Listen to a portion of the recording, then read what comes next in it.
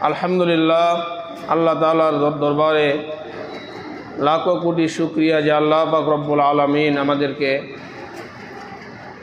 পবিত্র জুমার নামাজ আদায় করার উদ্দেশ্যে মসজিদের মধ্যে সবার আগে আসার বসার তৌফিক দান করেছেন। সেজন্য আমরা সবাই শুকরিয়া আদায় করে বলি আলহামদুলিল্লাহ। আমি আপনাদের সম্মুখে সূরাতুল আসর কোরআনের একটা ছোট্ট সূরা তেলাওয়াত করেছি এবং নবীজির হাদিস থেকে একটা হাদিস তেলাওয়াত করেছি। এর আলোকে আমরা আজকে কিছু প্রয়োজনীয় আলোচনা করার চেষ্টা করব ইনশাআল্লাহ। হাদিসের মধ্যে বুখারী শরীফের ৬৪১২ নম্বর হাদিস।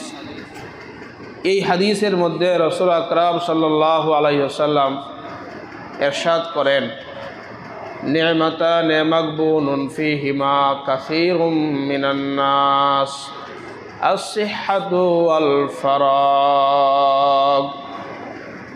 দুটি নিয়ামত মানুষ হেলায় খেলায় নষ্ট করে, দুটি নিয়ামত মানুষ অবহেলায় অহেতুক নষ্ট করে। একটা হইল সুস্থতা নিয়ামত। সুস্থ অবস্থায় বেশি বেশি আল্লাহ জিকির করার কথা, এই সময়টাকে মানুষ অবহেলায় নষ্ট করে। সুস্থ অবস্থায় মানুষ গুনাহ করে বেশি। এই জন্যে নবীজি বলেন, ওয়াসিহাতাকা ক্বাবলা সুকুমিক, তুমি অসুস্থ হয়ে যাওয়ার পূর্বে তোমার সুস্থতাকে তুমি গনিমত মনে করো। অসুস্থ হয়ে গেলে সুস্থ অবস্থায় ইচ্ছা করলে মসজিদে পায়ে হেঁটে যাওয়া যাবে, আর যদি অসুস্থ হয়ে যান, জ্বরে আক্রান্ত হয়ে যান, তাহলে ইচ্ছা করলেও আর মসজিদে যাইতে পারবেন না। এই জন্যে সুস্থতা একটা বড় নিয়ামত। নবীজি বলেন, এই নিয়ামতটা মানুষ হেলায় ফেলায় নষ্ট করে। এই জন্যে আমাদের সময়গুলিকে কাজে লাগানো। ২ নাম্বার যে নিয়ামতটা মানুষ নষ্ট করে সেটা হলো অবসরতা, ওয়াল ফারাগ। অবসর সময় এটাও আল্লাহ তাআলার একটা বড় নিয়ামত। এটাকে দ্বীনের কাজে লাগানো। মানুষ এই নিয়ামতটাকেও অবহেলায় নষ্ট করে। চায়ের দোকানে বসে অবহেলায় গল্প গুজব করে এই অবসর সময়কে আমরা নষ্ট করি। অবসর সময়গুলোকে দ্বীনে কাজে লাগানো আল্লাহ তৌফিক দান করেন। সময়ের অনেক দাম, সময়ের অনেক মূল্যায়ন। সময়ের মূল্যায়ন আমাদের উলামায়ে কেরাম, আমাদের আকাবিরিন, পূর্ববর্তী বুজুর্গানে দ্বীন যারা, তারা সময়ের অনেক মূল্যায়ন করতেন। ইমাম বুখারী, মুসলিম রহমতুল্লাহ আলাই, তাদের উভয়ের উস্তাদ, ওনার নিজের বক্তব্য উনি বলেন, মা আকালতু বিয়াদি সালাসিনা সানা লাকামাতনি উখতি ওয়া আনা আকতুবুল হাদিস। ইমাম বুখারী মুসলিমের উস্তাদ উনি বলেন, আমি 30 বৎসর যাবৎ রাত্রেবেলায় নিজের হাতে আমি খানা খাইতাম না। আমার বোন আমাকে লুকমা দিয়ে খানা খাওয়াইতো আর আমি হাদিস লিখতাম। 30 বছর যাবৎ উনি রাত্রে ওনার নিজের হাতে খানা খায় না, ওনার বোন খানা খাওয়াইতেন আর উনি হাদিস লিখতেন। কি পরিমাণের সময়কে উনি কাজে লাগাইতেন। এই জন্যে সময়গুলোকে কাজে লাগানো। আল্লাহ পাক রব্বুল আলামিন সময়ের কসম খায় আল্লাহ বলেন, ওয়াল আসরি, সময়ের কসম, ইন্নাল ইনসানা লাফি খুসর, সারা দুনিয়ার সমস্ত মানুষ ক্ষতির মধ্যে, সমস্ত মানুষ ক্ষতিগ্রস্তের মধ্যে রয়েছে। ইল্লাল্লাযীনা আমানু ওয়া আমিলুস সালিহাত ওয়া তাওয়াসাউ বিল হাক্কি ওয়া তাওয়াসাউ বিস সবর। তবে তারা ক্ষতিগ্রস্ত না যারা ঈমান এনেছে এবং নেক আমল করেছে, তারা ক্ষতিগ্রস্ত না। এবং একে অপরকে হকের ওসিয়ত করে, একে অপরকে সবরের ওসিয়ত করে, তারা ক্ষতিগ্রস্ত না। আল্লাহ তাআলা বললেন, সবাই ক্ষতিগ্রস্ত তারা না যারা ঈমান এনেছে। ঈমান এনেছে মানে যারা লা ইলাহা ইল্লাল্লাহর সাক্ষ্য দিয়েছে,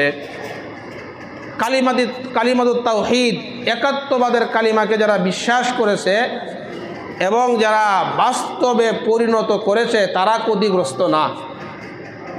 লা ইলাহা ইল্লাল্লাহু মুহাম্মাদুর রাসূলুল্লাহ, যারা এই কালিমার সাক্ষ্য দিছে তারা ক্ষতিগ্রস্ত না।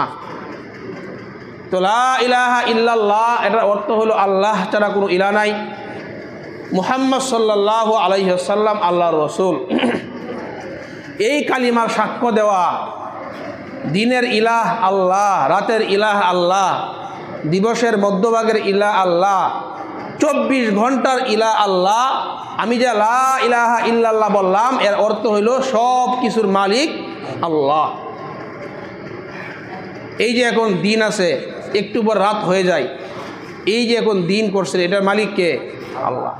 এই এখন যে দিন, এই দিনকে যদি আল্লাহ রাত না করেন তাহলে রাত করার ক্ষমতা কারো আছে?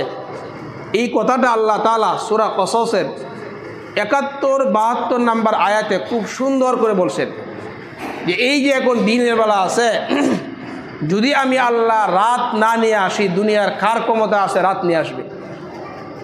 আল্লাহ বলেন, কুল আরাআইতুম ইন জাআলাল্লাহু আলাইকুমুল লাইলা সারমাদান ইলা ইয়াউমিল কিয়ামাতি মাইয়াতিকুম বিদিয়া আফালা তাসমাউন।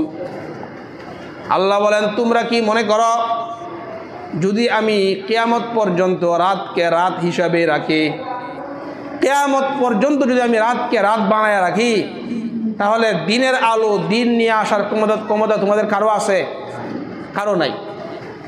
পরে আল্লাহ আবার বলেন, কুল আরাআইতুম ইন জাআলাল্লাহু আলাইকুমুন নাহারা সারমাদান ইলা ইয়াউমিল কিয়ামা মাইয়াতিকুম বিলাইলিন তাসকুনুনা ফীহ।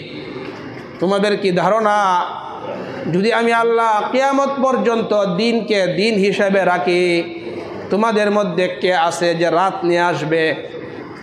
তোমরা দিনের বেলা পরিশ্রম করে রাত্রে বিশ্রাম করো, যদি আমি আল্লাহ দিনকে কিয়ামত পর্যন্ত দিন হিসেবে রাখি তাহলে এমন কে আছে যে রাত নিয়ে আসবে?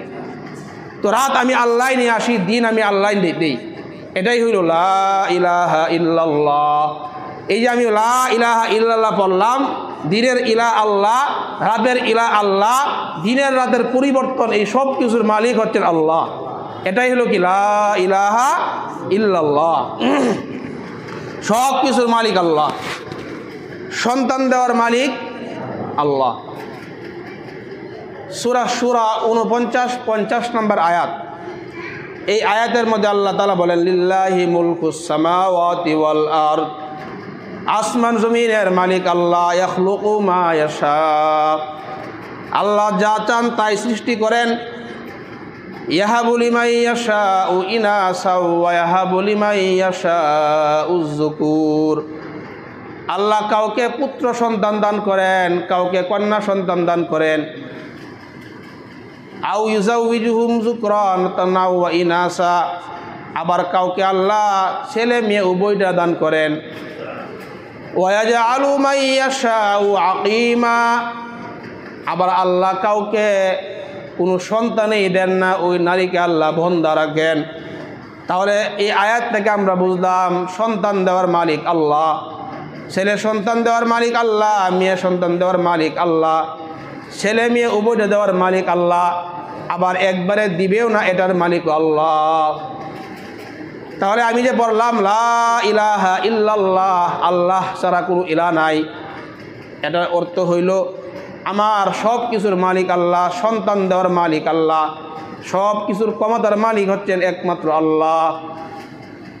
এটাই হইল লা ইলাহা ইল্লাল্লাহ। এই জন্যে আল্লাহ বলেন সবাই ক্ষতিগ্রস্ত, তবে তারা না যারা ঈমান এনেছে, মানে লা ইলাহা ইল্লাল্লাহ স্বীকার করেছে এবং বাস্তবায়ন করছে, তারা ক্ষতিগ্রস্ত না। এখন আসেন লা ইলাহা ইল্লাল্লাহ এবং লা ইলাহা ইল্লাল্লাহ মুহাম্মাদুর রাসূলুল্লাহ। লা ইলাহা ইল্লাল্লাহ এটাও পড়া যাবে, লা ইলাহা ইল্লাল্লাহ মুহাম্মাদুর রাসূলুল্লাহ এটাও পড়া যাবে।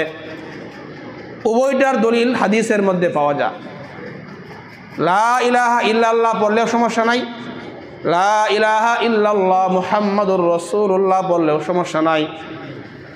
এখন আসেন লা ইলাহা ইল্লাল্লাহ মুহাম্মাদুর রাসূলুল্লাহ যে পড়া যাবে এ সম্পর্কে কয়েকটা রিওয়ায়াত আমরা শুনে আসি।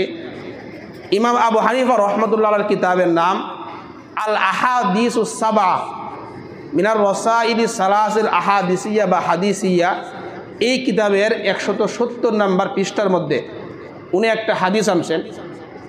ইমাম আবু হানিফা বলেন লাকিতু সাবআতাম মিন আসহাবিন নবী সাল্লাল্লাহু আলাইহি ওয়াসাল্লাম। ইমাম আবু হানিফা বলেন আমি আল্লাহর নবীর 7 জন সাহাবীর সাথে সরাসরি সাক্ষাৎ লাভ করেছি। নবীজির 7 জন সাহাবার সাথে ইমাম আবু হানিফার সাক্ষাৎ হয়েছে। ইনি হচ্ছেন আমাদের ইমাম।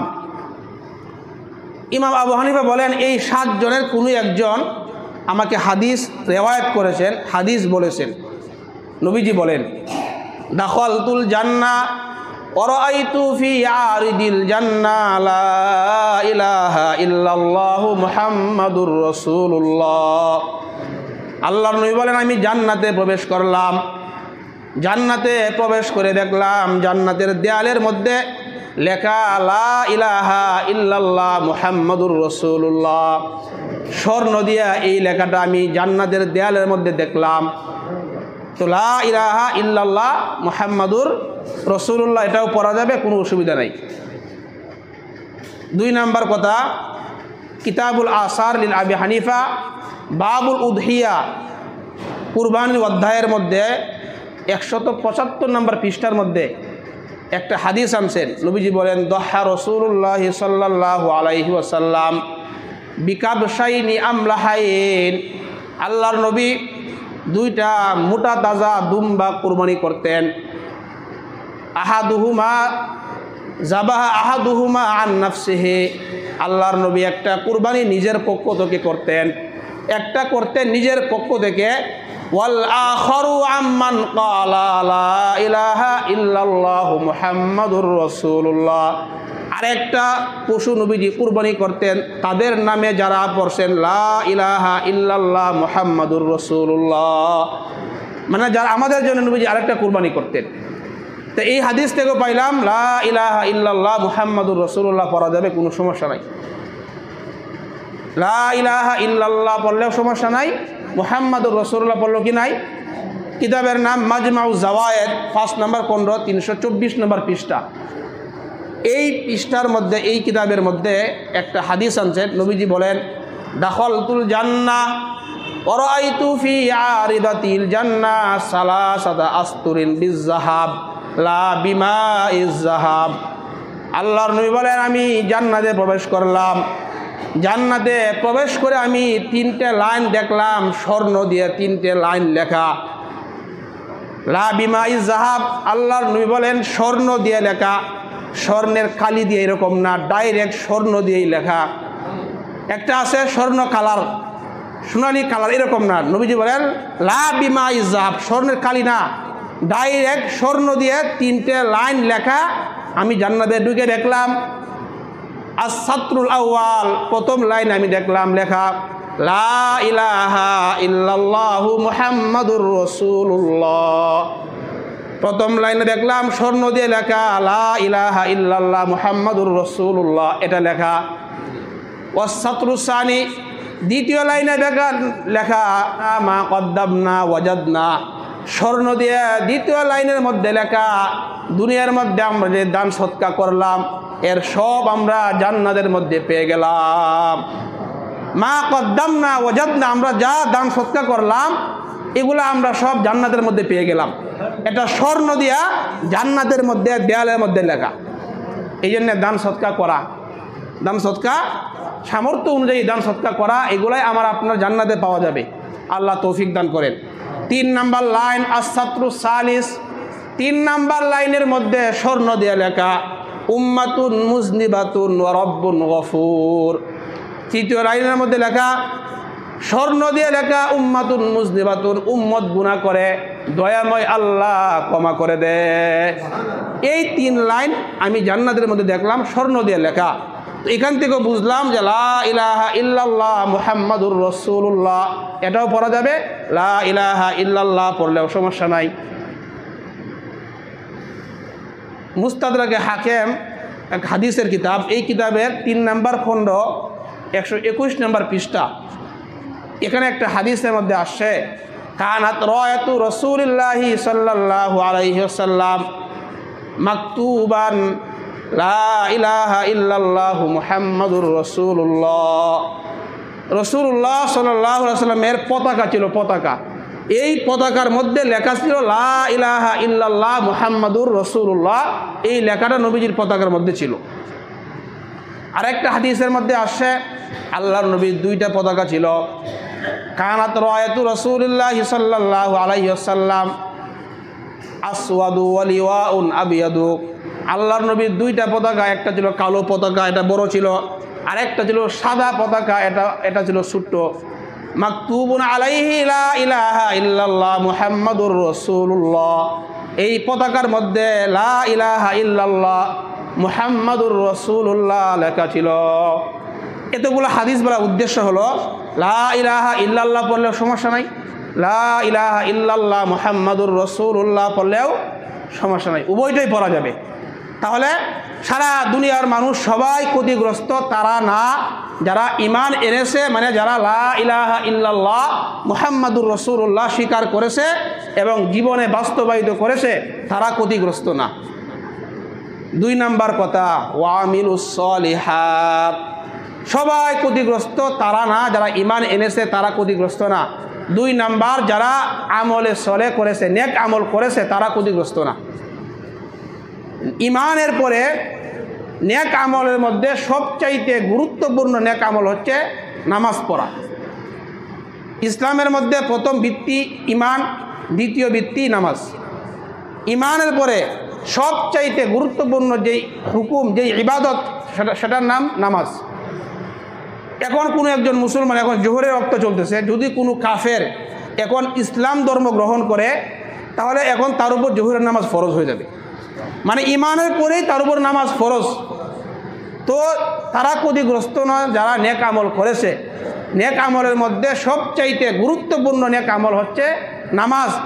আর নামাজের মধ্যে সবচাইতে গুরুত্বপূর্ণ নামাজ আমাদের এই বাংলাদেশের মুসলমানদের জন্য সবচাইতে গুরুত্বপূর্ণ নামাজ হচ্ছে ফজরের নামাজ। অন্যান্য নামাজের সময় মুসল্লিদের সংখ্যা পাওয়া যায়, 5 ওয়াক্ত নামাজের মধ্যে সবচাইতে কম মুসল্লি হয় ফজরের নামাজে। এই জন্য আমাদের বাংলাদেশের মধ্যে সবচাইতে গুরুত্বপূর্ণ হচ্ছে ফজরের নামাজ। সূরা বাকারা 238 নম্বর আয়াতে আল্লাহ বলেন হাফিজু আলাস সালাওয়াতি ওয়াস সালাতিল উসতা, হাফিজু আলাস সালাওয়াতি ওয়াস সালাতিল উসতা, তোমরা নামাজের সংরক্ষণ করো, নামাজগুলো আদায় করো, বিশেষ করে মধ্যম নামাজ, 5 ওয়াক্ত নামাজের হেফাজত করো। হাদিসের মধ্যে নবীজি বলেন আর আইতুম লাউ আন্না নাহরান বিবাবি আহাদিকুম ইয়াগতাসিলু ফীহি কুল্লা ইয়াউমিন 5 মাররাত, তোমাদের কি ধারণা, তোমাদের কারো বাড়ির সামনে যদি একটা পুকুর থাকে, এই পুকুরের মধ্যে কোনো ব্যক্তি দৈনিক 5 বার গোসল করে, হাল ইয়াবকা মিন দারানিহি শাই, 5 বার গোসল করলে তার শরীরের মধ্যে কোনো ময়লা বাকি থাকবে না। সাহাবা একরাম উত্তর দিলেন লা ইয়াবকা মিন দারানিহি শাই, 5 বার গোসল করলে তার শরীরে কোনো ময়লা থাকবে না। আল্লাহর নবী বললেন ওয়াজালিকা মিসলু সালাওয়াতিল খামসি ইয়ামহুল্লাহু বিহিন্নাল খতায়া, এটাই হইল 5 ওয়াক্ত নামাজের দৃষ্টান্ত। 5 ওয়াক্ত নামাজ যেই বান্দা পড়বে, আল্লাহ তাআলা তার গুনাহগুলিকে এরকমভাবে পরিষ্কার করে দেন। 5 ওয়াক্ত নামাজ পড়লে যেমন শরীরে ময়লা থাকে না, নবীজি বললেন 5 বার গোসল করলে যেমন শরীরে ময়লা থাকবে না, ঠিক তদ্রূপভাবে আমার উম্মত 5 ওয়াক্ত নামাজ যদি জামাতে পড়ে মসজিদে আইসা, আমার উম্মতের শরীরে একটা ময়লাও বাকি থাকবে না। সুবহানাল্লাহ। এই জন্যে আল্লাহ বলেন হাফিজু আলাস সালাওয়াত, 5 ওয়াক্ত নামাজের হেফাজত করো। আল্লাহ আমাদেরকে 5 ওয়াক্ত নামাজ জামাতে পড়ার তৌফিক দান করেন। হাদিসের মধ্যে বিশেষ করে কয়েক ওয়াক্ত নামাজের গুরুত্ব বেশি দেওয়া হয়েছে। বিশেষ করে এশার নামাজের কথা হাদিসের মধ্যে আসছে ফজরের কথা হাদিসের মধ্যে আসে। এশার নামাজ, ফজরের নামাজ এগুলো কঠিন। মুসলিম শরীফের 1377 নম্বর হাদিস। এই হাদিসের মধ্যে নবীজি বলেন, মান সাল্লাল ইশা আফি জামাআ ফাকান্নামা কামা নিসফাল লাইল। আল্লাহর নবী বললেন, আমার কোনো উম্মত যদি এশার নামাজ জামাতে আদায় করে, আমার কোনো উম্মত এশা জামাতে পড়লো, ফাকান্নামা কামা নিসফাল লাইল, যেন সে অর্ধেক রাত দাঁড়ায় দাঁড়ায় নামাজ পড়লো। এশার নামাজ জামাতে পড়লো, অর্ধেক রাত দাঁড়ায় দাঁড়ায় ইবাদত করলে যেই নেকি, এই নেকি সে লাভ করলো। এশা নামাজ পড়ে বান্দা ঘুমাইলো, কিন্তু সে অর্ধেক রাত ইবাদতের নেকি লাভ করলো।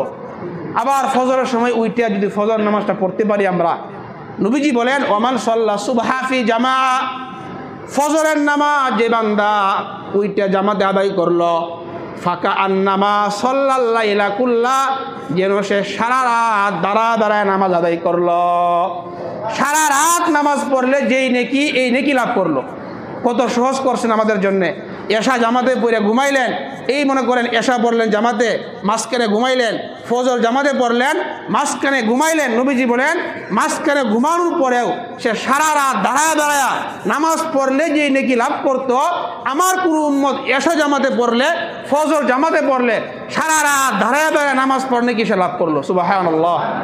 এই জন্যে নামাজগুলো আমরা আদায় করা। যে ব্যক্তি ফজরের নামাজ জামাতে পড়ে, তিরমিজি শরীফের 2164 নম্বর হাদিসে নবীজি বলেন, যে ফজরের নামাজ জামাতে আদায় করলো, সে আল্লাহ তাআলার জিম্মায় চলে গেল। ক্বালা রাসূলুল্লাহ সাল্লাল্লাহু আলাইহি ওয়াসাল্লাম, আল্লাহর নবী বলেন, মান সাল্লা সুবহা ফাহুয়া ফি জিম্মাতিল্লাহ, কোনো বান্দা যদি ফজরের নামাজ জামাতে পড়ে, সে আল্লাহর নিয়ন্ত্রণে চলে যায়। আল্লাহ তাআলা তার নিয়ন্ত্রণ নিয়ে নেন। ফালা ইউতবিআন্নাকুমুল্লাহু বিশাইইম মিন জিম্মাতি, আল্লাহর নবী বলেন, তোমাদেরকে যেন আল্লাহর জিম্মা সম্পর্কে জিজ্ঞাসা করা না হয়। এই হাদিসের অর্থ হলো, আমার কোনো বান্দা যখন ফজর পড়ে, সে আল্লাহর জিম্মায়। যদি কোনো বান্দা তাকে কষ্ট দেয়, তাহলে আল্লাহ তাকে জিজ্ঞাসা করবেন, আমার বান্দা ফজর পড়ছে, সে আমার জিম্মায়, তুমি তাকে কষ্ট কেন দিলা? এই জন্যে ফজরের নামাজের গুরুত্ব খুব বেশি। আমরা একটু হিম্মত করি। আজকে দেখে এখন তো রাত অনেক লম্বা হয়ে গেছে, এশার নামাজ পড়ে তাড়াতাড়ি ঘুমায় যান, ফজরের সময় অ্যালার্ম দিয়ে রাখেন, উঠেন। এই অভ্যাসটা আমরা করি। অভ্যাস করে হিম্মত করলে সহজ। আল্লাহ আমাদেরকে তৌফিক দান করেন। অন্ধকারে যারা মসজিদের মধ্যে আসে, আবু দাউদ শরীফের 561 নম্বর হাদিসের মধ্যে নবীজি বলেন, যারা এশা এবং ফজর নামাজে অন্ধকারে মসজিদের মধ্যে আসে, নবীজি বলেন তাদেরকে পরিপূর্ণ কিয়ামতের দিন পরিপূর্ণ নূরের সুসংবাদ শোনায় দেন। ক্বালা রাসূলুল্লাহ সাল্লাল্লাহু আলাইহি ওয়াসাল্লাম, আল্লাহর নবী বলেন, বাশশিরিল মাশাঈনা ফিজ যুলামি ইলাল মাসাজিদি বিন নূরিত তাম্মি ইয়াউমাল কিয়ামা। আল্লাহর নবী বলেন, তাদেরকে যারা অন্ধকারে হেঁটে হেঁটে মসজিদের মধ্যে আসে, তাদেরকে কিয়ামতের ময়দানে পরিপূর্ণ নূরের সুসংবাদ শোনায় দাও। তো ঈমানদাররা কিয়ামতের ময়দানে তারা নূরের একটা প্যাকেটের মধ্যে থাকবে। কোরআনের মধ্যে আসে, আল্লাহ বলেন, ইয়াউমা তারাল মুমিনিনা ওয়াল মুমিনাতি ইয়াসআ নূরুহুম বাইনা আইদিহিম ওয়া বিআইমানিহিম। কিয়ামতের ময়দানে ঈমানদাররা যখন চলবে, তারা কমপ্লিট একটা নূরের আলোর মধ্যে চলবে। মুনাফিকরা বলবে, উনজুরুনা নাকতাবিস মিন নূরিকুম, হে ঈমানদাররা একটু দাঁড়াও, তোমাদের থেকে একটু নূর, আমরাও একটু নূর নেই, আমাদেরকে একটু নূর দেও, একটু আলো দাও। তাদেরকে বলা হবে, কিলার জিউ ওয়ারাকুম, সরো, পিছনে সরে যাও। তাদেরকে সরাইয়া দেওয়া হবে, তাদেরকে নূর দেওয়া হবে না। এই নূরের মধ্যে থাকতে চাইলে নবীজি বলেন, যারা এই নূরের মধ্যে থাকতে চায়, তারা যেন ফজর এবং এশার নামাজ মসজিদে এসে পড়ে। যারা অন্ধকারে হেঁটে হেঁটে মসজিদে আসে, তাদেরকে পরিপূর্ণ নূরের সুসংবাদ শোনায় দেন। এই নূরের মধ্যে ঢুকতে হইলে নামাজ পড়তে হবে, নামাজের বিকল্প নাই। এই জন্যে 5 ওয়াক্ত নামাজ আমরা পড়ার চেষ্টা করবো। আল্লাহ তৌফিক দান করেন। আমাদের নামগুলো আল্লাহর কাছে প্রতিদিন আপনার নাম নেওয়া হোক, এটা আমরা সবাই চাই কি না? আমাদের নামগুলো আল্লাহর কাছে পেশ করা হোক, এটা আমরা সবাই চাই। মুসলিম শরীফের 1322 নম্বর হাদিস। এই হাদিসের মধ্যে আল্লাহর নবী বলেন, আমাদের কাছে দিনের বেলা একদল ফেরেশতা আসে, আবার রাত্রেবেলা আরেক দল ফেরেশতা আসে। আল্লাহর নবী বলেন, ইয়াতাআকাবুনা ফীকুম মালাইকাতুম বিল-লাইলি ওয়া মালাইকাতুম বিন-নাহার। একদল ফেরেশতা দিনের বেলা আসে, আরেক দল ফেরেশতা রাত্রিবেলায় আসে। ওয়া ইয়াজতামিউনা ফি সালাতিল আসরি ওয়াল ফজরি। ফেরেশতারা আসরের সময় আসে, আবার ফজরের সময় আসে। এরা যখন চলে যায়, আল্লাহ তাআলা বান্দা সম্পর্কে জানেন। এরপরেও আল্লাহ তাদেরকে জিজ্ঞাসা করেন, কাইফা তারাকতুম ইবাদি। আল্লাহ ফেরেশতাদেরকে জিজ্ঞাসা করেন, হে ফেরেশতারা, আমার বান্দাদেরকে তোমরা কোন অবস্থায় রেখে আসলা? ফেরেশতারা উত্তর দেয়, আল্লাহ আতাইনাহুম ওয়া হুম ইসাল্লুন তারাকনাহুম ওয়া হুম ইসাল্লুন। আল্লাহ, আমরা যখন আসরের সময় গেলাম দেখলাম এরা নামাজ পড়ে, আবার যখন ফজরের সময় আমরা আসলাম দেখলাম এরা নামাজ আদায় করে। এই হাদিস থেকে বোঝা গেল যারা আসরের নামাজ পড়ে আর যারা ফজরের নামাজ পড়ে তাদের কথা আল্লাহর কাছে ফেরেশতারা পেশ করে। সুবহানাল্লাহ। এই জন্যে আসরের কথা আসছে। আল্লাহ বলেন, তোমরা নামাজের সংরক্ষণ করো, বিশেষ করে মধ্যম নামাজ। এই মধ্যম নামাজ দ্বারা উদ্দেশ্য হলো আসরের নামাজ। হাফিজু আলাস সালাওয়াতি ওয়াস সালাতিল উসতা। আল্লাহ বলেন, তোমরা 5 ওয়াক্ত নামাজের সংরক্ষণ করো, বিশেষ করে আসরের নামাজ। তো হাদিস থেকে আমরা পাই আসরের নামাজের গুরুত্ব নবীজি বেশি দিয়েছেন, ফজরের গুরুত্ব বেশি দিয়েছেন, এশারের গুরুত্ব বেশি দিয়েছেন। এই জন্যে আমরা আমাদের দিনকে ফজর নামাজ দ্বারাতে শুরু করব। এই উম্মতের জন্য একটা গর্বের বিষয় যে আমরা দিনের শুরু করি আল্লাহর হুকুমের দ্বারা। এটা আমাদের একটা গর্বের বিষয়। আর আল্লাহর যেই বান্দা ফজর দ্বারাতে দিন শুরু করেন তার বাকি 4 ওয়াক্ত নামাজ পড়ার তৌফিক হয়েই যায়। যেই বান্দা ফজর নামাজ জামাতে পড়ে তার বাকি 4 ওয়াক্ত নামাজ জামাতে হয়ে যায়। এই জন্যে আমরা ফজর, এশা, আসর এগুলাকে হাদিসে বেশি বলা হয়েছে, কারণ এই সময়গুলা মানুষের কাজে থাকে ব্যস্ত বেশি। আসরের সময় একদল মানুষ বাজারে চলে যায়, একদল মানুষ খেলাধুলায় চলে যায়, আর একদল মানুষ ব্যবসা বাণিজ্যে বাজারে চলে যায়। এই যে নামাজের খবর থাকে না, এই জন্য নবীজি বলছেন আসরের নামাজের গুরুত্ব বেশি দিয়েছেন, এশার নামাজের গুরুত্ব বেশি দিয়েছেন। আর ফজরের সময় অবহেলার কথা আর কি বলবো। এই যে ঘুমাইছে, জিন্দিগি চলে যেতেছে, আর খবর নাই। ফজর যে কয়েক তো কাজা হইতেছে, আমাদের খবরই নাই। আল্লাহ তাআলা আমাদেরকে হুশ দান করেন। আজকে থেকে নিয়ত করি বাকি জিন্দিগিতে আমরা ফজরের নামাজ কাজা করব না। আল্লাহ তৌফিক দান করেন। যারা ফজর কাজা করে তাদের ব্যাপারে হাদিসের মধ্যে ধমকি আসছে, আর যারা ফজর এবং আসরের নামাজ পড়ে তাদের ব্যাপারে হাদিসের মধ্যে সুসংবাদ আসছে। নবীজি বলেন, যে ব্যক্তি সূর্য ডুবার আগের নামাজ এবং সূর্য উদয়ের আগের নামাজ, এই 2 নামাজ, মানে সূর্য ডুবার আগের কোন নামাজ? আসরের নামাজ। সূর্য ডুবার আগের কোন নামাজ? আসরের নামাজ। আর সূর্য উদয়ের আগের কোন নামাজ? ফজরের নামাজ। এই 2 ওয়াক্ত নামাজ যারা পড়বে, নবীজি বলেন তারা কিছুতেই জাহান্নামে প্রবেশ করবে না। সুবহানাল্লাহ। ক্বালা রাসূলুল্লাহ সাল্লাল্লাহু আলাইহি ওয়াসাল্লাম, আল্লাহর নবী বলেন, লা ইয়ালিজান নার আহাদুন মান সাল্লা ক্বাবলা তুলুইশ শামসি ওয়া ক্বাবলা গুরুবিহা। ওই ব্যক্তি কিছুতেই জাহান্নামে প্রবেশ করবে না যে ব্যক্তি সূর্য ডুবার আগের নামাজ অর্থাৎ আসরের নামাজ আদায় করে এবং ফজরের নামাজ আদায় করে। ওই ব্যক্তি কিছুতেই জাহান্নামে প্রবেশ করবে না। এর মানে কি বাকি নামাজ পড়বো না? না, নবীজি বুঝাইলেন যে ব্যক্তি আসর এবং ফজর পড়ে, আমার যে উম্মত আসর নামাজ ফজরের নামাজ পড়ে, আমার এই উম্মত বাকি 3 ওয়াক্ত এমনিতেই পড়বে। এই সময়গুলা খুব ভেজালের সময়, এই সময়গুলা মানুষের কাজে থাকে ব্যস্ত বেশি। এই জন্য নবীজি এগুলা গুরুত্ব বেশি বুঝাইছেন। আল্লাহ তাআলা আমাদেরকে আমল করার তৌফিক দান করেন। বুখারী শরীফের রিওয়ায়াত, নবীজি বলেন, ক্বালা রাসূলুল্লাহ সাল্লাল্লাহু আলাইহি ওয়াসাল্লাম, মান সাল্লাল বারদাইন দাখালাল জান্নাহ। আল্লাহর নবী বলেন, 2 শীতল নামাজ যে বান্দা আদায় করবে সে জান্নাতে প্রবেশ করবে। 2 শীতল নামাজ, আসরের সময় আবহাওয়া ঠান্ডা থাকে, ফজরের সময় আবহাওয়া ঠান্ডা থাকে। নবীজি বলেন, এই আসর এবং ফজর, এই 2 শীতল নামাজ আমার যে উম্মত পড়বে দাখালাল জান্নাহ, সে জান্নাতে প্রবেশ করবে। সুবহানাল্লাহ। আল্লাহ তাআলা আমাদেরকে এই নামাজগুলা গুরুত্ব দেওয়ার, 5 ওয়াক্ত নামাজ জামাতে আদায় করার তৌফিক দান করেন। আমিন। মুনাফিকের খাতায় আমার আপনার নাম যাতে কিয়ামত পর্যন্ত, মৃত্যু পর্যন্ত না উঠে, এটা আমরা সবাই চাই কি না? বুখারী শরীফের হাদিসে নবীজি বলেন, দুই নামাজ মুনাফিকদের জন্য সবচেয়ে কঠিন।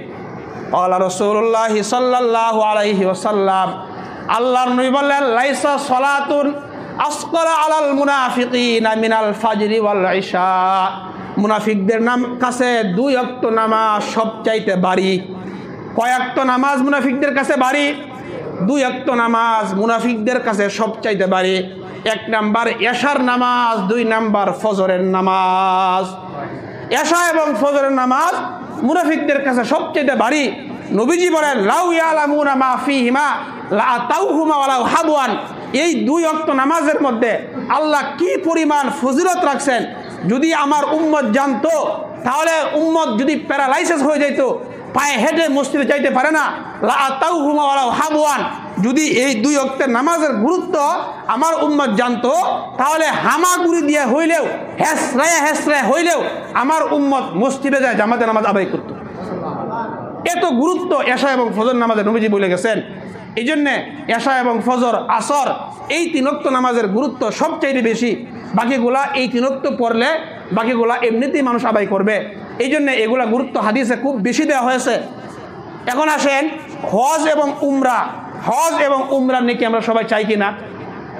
হজ করা এখন তো কঠিন বিষয় হয়ে গেছে, যদিও বর্তমানে এই বছর বিগত বছরের তুলনায় প্রায় 1,09,000 টাকা কম হজ্জের খরচ কমাই দিয়েছেন। বলেন সুবহানাল্লাহ। 1,09,000 টাকা হজ্জের খরচ কমানো হয়েছে। এটা আমাদের শুকরিয়ার বিষয়। তারপরে তো অনেক দেখলাম, দুইটা প্যাকেজ, একটা 4,75,000 আর একটা 5,76,000, অনেক টাকা। এটা সবাই সামর্থ্য রাখে না। তো আমি আপনি যদি একটা আমল করতে পারি, প্রতিদিন হজ এবং উমরার সব আমরা লাভ করতে পারি। আল্লাহর নবী বলেন, মান সাল্লা সুবহা ফি জামাআ। আমলটা হইল যে বান্দা ফজরের নামাজ জামাত আদায় করে, ফজর নামাজ জামাত আদায় করে, সুম্মা কাদা ইয়াজকুরুল্লাহ, নামাজ পড়িয়া আল্লাহর জিকির আজকার করে, বিভিন্ন রকমের নেক আমল করে, হাত্তা তাতলু আশ-শামসু, সূর্য উদয় হয়ে যা, সূর্য উদয় পর্যন্ত আল্লাহর জিকির আজকার কইরা হারাম সময় চলে যাওয়ার পরে, নিষিদ্ধ সময় চলে যাওয়ার পরে, সুম্মা সাল্লা রাকাতাইন, 2 রাকাত 4 রাকাত নামাজ পড়ে, আল্লাহর নবী বলেন, কানাত লাহু কাআজরি হাজ্জাতিন ওয়া উমরা, সে একটা হজ একটা উমরার নেকি লাভ করল। তাহলে ফজর নামাজ জামাতে পড়িয়া জিকির আজকার কইরা ইশরাক নামাজ 2-4 রাকাত পড়লেন, নবীজি বলেন সে একটা হজ একটা উমরার নেকি সে লাভ করলো। তাহলে এই নেকি আমাদের দরকার কিনা? তাহলে নামাজটা পড়িয়া জিকির আজকার কইরা, এই নামাজটা পড়িয়া আমরা মসজিদ থেকে বের হইব। আল্লাহ আমাদেরকে তৌফিক দান করেন। এখন আসেন, অনেক আমল করলাম, আল্লাহ কি বলেন? ওয়াল আসরি ইন্নাল ইনসানা লাফি খুসর। সারা দুনিয়ার মানুষ সবাই ক্ষতিগ্রস্ত, তারা না যারা ঈমান এনেছে এবং নেক আমল করেছে। নেক আমলের মধ্যে গুরুত্বপূর্ণ এক আমল হচ্ছে নামাজ। ইসলামের প্রথম ভিত্তি ঈমান, দ্বিতীয় ভিত্তির নাম হচ্ছে নামাজ। এখন আসেন, অনেক নেক আমল আমরা করলাম, নেক আমল জমা করলাম। নেক আমল জমা করার পরে আমরা এমন একটা কাজ করলাম যেই কাজের কারণে সব আমল বরবাদ হয়ে গেছে। হ্যাঁ, দেখেন আল্লাহ তাআলা নবীকে বলতেছেন, সূরা জুমারের 65 নম্বর আয়াতে আল্লাহ তাআলা নবীকে বলতেছেন, ওয়ালাকাদ উহিয়া ইলাইকা ওয়া ইলাল্লাযিনা মিন ক্বাবলিক। নবী, আপনার কাছে ওহী প্রেরণ করা হয়েছে, আপনার পূর্বে নবীদের কাছে ওহী দেওয়া হয়েছিল। নবী, আপনি শুনেন, লাইন আশরাকতা লা ইয়াহবাতান্না আমালুক। সমস্ত নবীরা শিরিক করবে, এটা কল্পনা করা যায় না। আমাদের নবী শিরিক করবে তো দূরের কথা, কোনো নবী শিরিক করবে এটা কল্পনাই করা যায় না। আল্লাহ তাআলা নবীর মাধ্যমে আমাদেরকে বলতেছেন, লাইন আশরাকতা, যদি তোমরা শিরিক করো, লা ইয়াহবাতান্না আমালুক, তাহলে তোমাদের সমস্ত আমল বরবাদ হয়ে যাবে। তাহলে ইশরাক, আওয়াবিন, চাষ, 5 ওয়াক্ত তাহাজ্জুদ গুজার সব করছেন, শুক্রবার সপ্তাহে 5 ওয়াক্ত, সপ্তাহে 7 দিনে আপনি নামাজ 5 ওয়াক্ত পড়ছেন, সব করছেন। শুক্রবার নামাজ পড়িয়া আপনি গেছেন আল্লাহর ওলির কবর জিয়ারত করতে। কোথায় গেছেন? আল্লাহর ওলির কবর জিয়ারত করতে গেছেন। মাশাআল্লাহ, ভালো। যায়া দোয়া করলেন আল্লাহর কাছে, আল্লাহ এই আল্লাহওয়ালার মর্যাদা আরো বাড়াইয়া দেন। আল্লাহর ওলির জন্য আল্লাহর কাছে দোয়া করলেন। আল্লাহ আপনি এই আল্লাহ ওলিকে আপনি মাফ করেন, তার মর্তবা বাড়ায় দেন। দোয়া করার পরে আমিন বিরহমাতিকা ইয়া আরহামার রাহিমিন বলার পরে আপনি বললেন আল্লাহকে এতক্ষণ বলার পরে এখন বলেন, হে আল্লাহওয়ালা, আমার সন্তান হয় না, আমাকে একটা সন্তান দান করেন। এতক্ষণ পর্যন্ত আপনি আল্লাহর ওলির জন্য দোয়া করছেন আল্লাহর কাছে, এখন আপনার জন্য দোয়া করতেছেন কার কাছে? আল্লাহর ওলির কাছে। এই যে আপনি শিরিক করলেন, আপনার 1 সপ্তাহ নামাজ রোজা যা করছেন সব শেষ, সামান্য নিকে আপনি পাইবেন না, সব শেষ হয়ে গেছে। এই জন্যে নেক আমল করা এবং নেক আমল ধরে রাখা। কি করা? নেক আমল নষ্ট হয় কিসের দ্বারা? বলেন কিসের দ্বারা? শিরিকের দ্বারা। আল্লাহ বলেন লাইন আশরাকতা, যদি আপনি শিরিক করেন লায়াহবাতান্না আমালুক, আপনার সমস্ত আমল বরবাদ হয়ে যাবে। এখন আসেন আমরা শিরিকের সূচনা করতে গিয়ে হয়েছে এটা আমরা জানবো। শিরিকে কিভাবে দুনিয়ার মধ্যে শিরিকের সূচনা হয়েছে। বুখারী শরীফের 4920 নম্বর হাদিস। এই হাদিসের রাবির নাম হচ্ছে আব্দুল্লাহ ইবনে আব্বাস। এই আব্দুল্লাহ ইবনে আব্বাস ওনার বক্তব্য উনি বলেন, সরাতিল আওসান আল্লাতী কানাত ফি কওমি নূহিন ফিল আরবি বাদু। আব্দুল্লাহ ইবনে আব্বাস বলেন, নূহ আলাইহিস সালামের সম্প্রদায়ের মধ্যে কয়েকটা মূর্তি ছিল, এই মূর্তিগুলো পরবর্তীতে আরবদের মধ্যে আসছে। হাদিসের কিতাব এবং তাফসিরের কিতাব ঘাটাঘাটি কইরা পাওয়া যায় এরকম মূর্তি ছিল 5টা। এরকম মূর্তি কয়টা ছিল? 5টা মূর্তি ছিল। একটা মূর্তির নাম ওয়াদ্দুন, আরেকটা মূর্তির নাম সুয়াউন, আরেকটা মূর্তির নাম ইয়াগুস, আরেকটা মূর্তির নাম ইয়াউক, আরেকটা মূর্তির নাম নাসরুন। এই 5টা মূর্তিকে আরবের বিভিন্ন গোত্র এরা এই 5টা মূর্তির পূজা করত। আম্মা ওয়াদ্দুন ফাকানাত লিকালবিন বিদাউমাদিল জান্দাল, দাউমাদুল জান্দাল একটা এলাকার নাম। এই এলাকার মানুষ ওয়াদ্দুন মূর্তির পূজা করত। ও আম্মা সুয়া ফাকানাত লি হুজাইল, সুয়া নামক যে মূর্তিটা এই মূর্তির পূজা করত হুজাইল নামক একটা সম্প্রদায়। ও আম্মা ইয়াগুস ফাকানাত লিমরাদিন সুম্মা লিবানি গুতাইফ, ইয়াগুস যে মূর্তিটা এই মূর্তির পূজা করত মুরাদ সম্প্রদায় এবং বনি গুতাইফ একটা সম্প্রদায়। এই 2 সম্প্রদায় ইয়াগুস মূর্তির পূজা করত। ও আম্মা ইয়াউক ফাকানাত লিহামাদান, ইয়াউক যে মূর্তিটা এই মূর্তির পূজা করত হামাদান একটা সম্প্রদায়। ও আম্মা নাসরুন ফাকানাত লিহিমিয়ার, হিমিয়ার একটা সম্প্রদায়, এরা নাসরুনের পূজা করত। তাহলে এই 5টা এলাকার মধ্যে 5 এলাকার মানুষ এই 5টা মূর্তির পূজা করত। হাদিসের যে মূল বক্তব্য, নবীজি বলেন আসমাউ রিজালিন সালিহিন মিন কওমি নূহ। এই যে 5টা মূর্তি, এই 5টা মূলত মূর্তি ছিল না, এই 5টা ছিল নূহ আলাইহিস সালামের সম্প্রদায়ের 5 জন আল্লাহর ওলি, আল্লাহর ওলির নাম। নূহ সম্প্রদায়ের 5 জন আল্লাহর ওলির নাম ছিল এগুলো। এখন প্রশ্ন হয় আল্লাহর ওলির নাম থেকে মূর্তি কেমনে হইল? এই 5 জন ছিল আল্লাহওয়ালা বুজুর্গ। এই আল্লাহওয়ালা বুজুর্গকে আমরা সবাই মহব্বত করি। তো নূহ সম্প্রদায়ের এই 5 জন আল্লাহওয়ালা ফালাম্মা হালাকু, এই 5 জন যখন মারা গেল, মারা যাওয়ার পরে আউহাস শাইতানু ইলা কওমিহিম, শয়তান মানুষের অন্তরে এই মর্মে ওহী প্রেরণ করলো, এই মর্মে আদেশ দিল। কি আদেশ দিল? আনিল সিবু ইলা মাজালিসিহিমুল্লাতি কানু ইয়াজলিসুনা আলাইহা।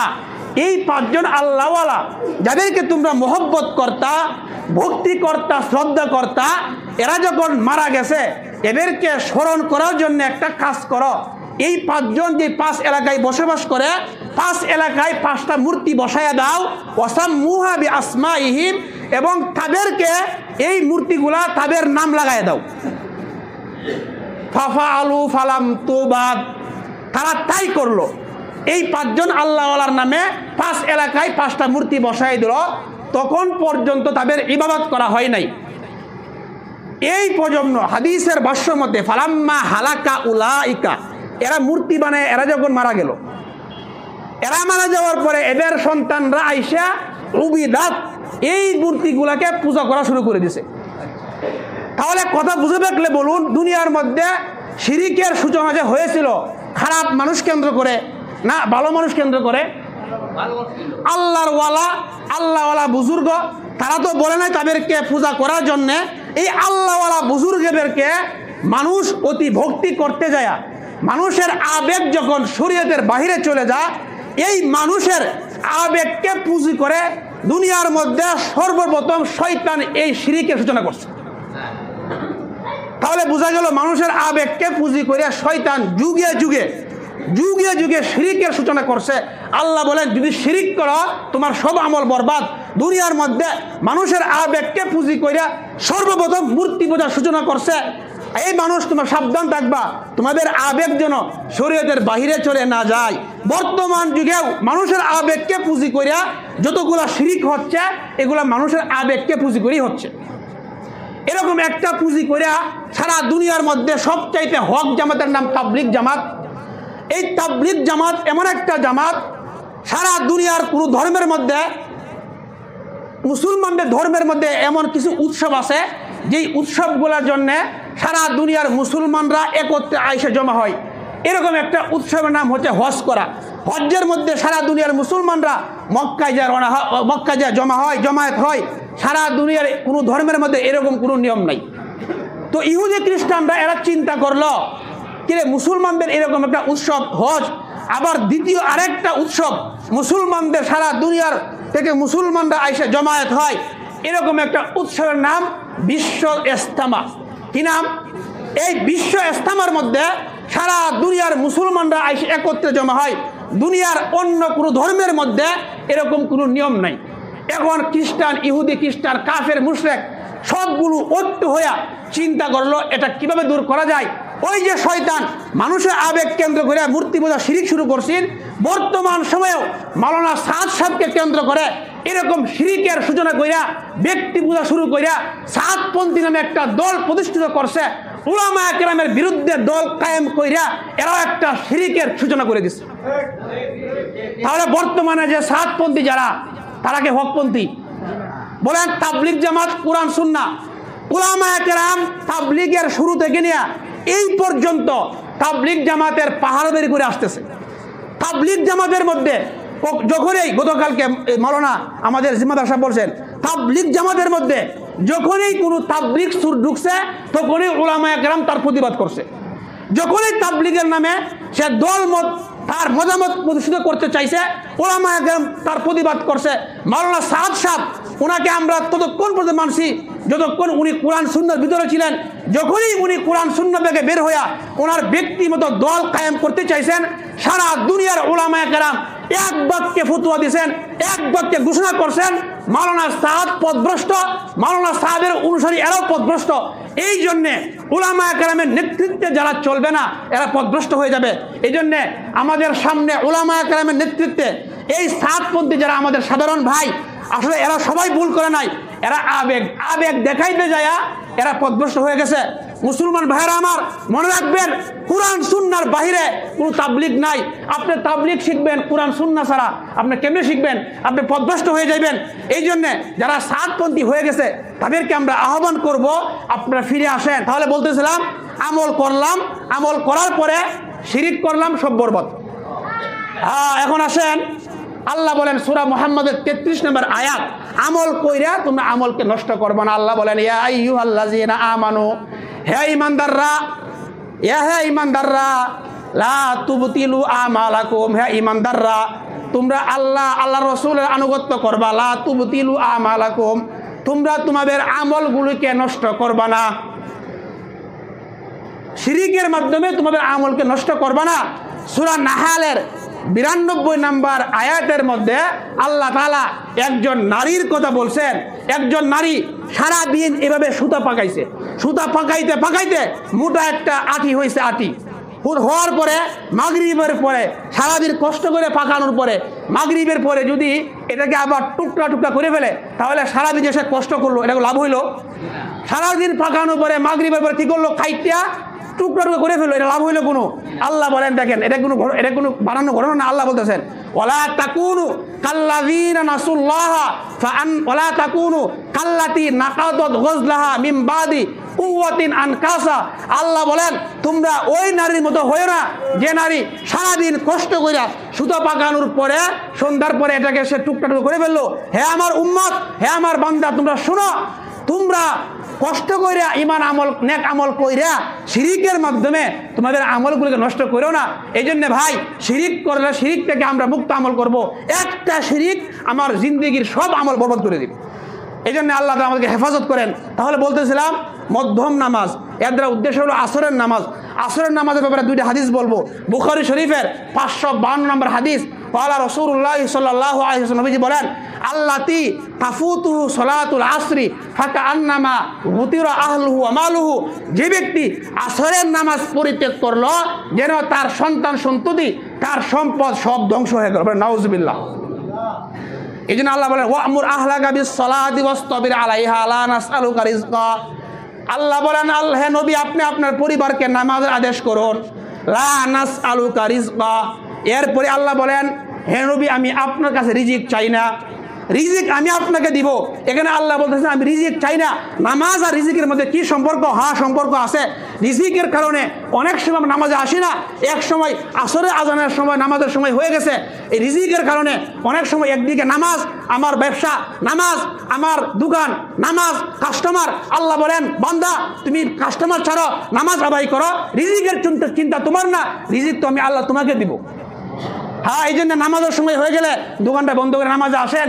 আল্লাহ বলেন, নাহনু নারযুকুক, রিজিক আমার দায়িত্ব, রিজিক আমি তোমাকে পৌঁছাই দিব। নামাজ তুমি ছাড়বা না, নামাজ আদায় করো, রিজিক আমি আল্লাহ দিব। আসরের ব্যাপারে 2 নম্বর হাদিস, বুখারী শরীফের 553 নম্বর হাদিস, নবীজি বলেন, মান তারাকা সলাতাল আসরি ফাকাদ হাবিতা আমালু, যে ব্যক্তি আসরের নামাজ পরিত্যাগ করলো তার সমস্ত আমল বরবাদ হয়ে গেল। নাউজুবিল্লাহ। তাহলে দেখেন, কোরআন থেকে পাইলাম শিরিক করলেও সমস্ত আমল বরবাদ, আবার পাইলাম আসরের নামাজ ছাড়লে নবীজি বলছেন তার আমল বরবাদ হয়ে যা। এই জন্য আসরের গুরুত্ব খুব বেশি এবং এশার গুরুত্ব বেশি, ফজরের গুরুত্ব বেশি। আল্লাহ পাক রব্বুল আলামিন তাহলে কি আল্লাহ কি বলছেন? সারা দুনিয়ার মানুষ সবাই ক্ষতিগ্রস্ত তারা না, যারা ঈমান আনছে এবং যারা নেক আমল করছে। নেক আমলের মধ্যে তারা মানে সবচেয়ে গুরুত্বপূর্ণ নেক আমল নামাজ পড়া, এবং তারা না ওয়াতাওয়াসাউ বিল হাক্কি ওয়াতাওয়াসাউ বিস সবরি, তারা ক্ষতিগ্রস্ত না যারা একে অপরকে হকের ওসিয়ত করে, এবং তারা ক্ষতিগ্রস্ত না যারা একে অপরকে সবুরের ধৈর্যের ওসিয়ত করে। এই জন্যে হকের উপর থাকতে গেলে ধৈর্যের প্রয়োজন। কিসের প্রয়োজন? হকের উপর থাকতে গেলে ধৈর্যের প্রয়োজন। আল্লাহ পাক রব্বুল আলামিন যাতে আমরা ক্ষতিগ্রস্ত যারা তাদের জামাত থেকে আমরা মুক্তি লাভ করে সফল কাম জামাতের অন্তর্ভুক্ত হইতে পারি, আল্লাহ তৌফিক দান করে।